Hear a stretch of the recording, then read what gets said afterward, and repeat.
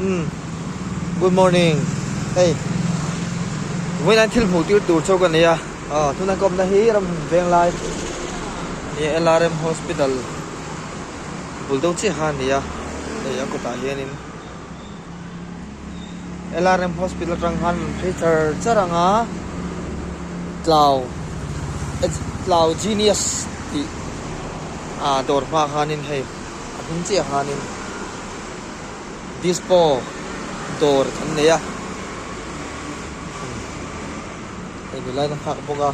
ชวนนินได้ถึงช่างเอามาให้ช่างต่ำแล้วตุก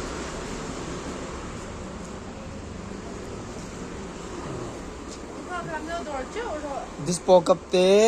ดิสโปแข่งช่างไอ้ดีไซน์ช่างเละอารมณ์ดีไซน์เละคำมีอาศัยดีไซน์ช่างข้าออกมาที่ชวนนินอามันฮีกลมเอ็มมามันจะนักกินอะไรกันด่าโดนเนี่ยดิสโพชั่งอารมณ์หุ่นเวงไล LRM Hospital ปีอาชีอาหารจานมารีลำปังปันนาหานออกมากงคลังเราปันเวทเชลโดนเนี่ยเราก็จุดรู้คริสต์มาสดิสคาวน์นะปะ10% ang discount na ni.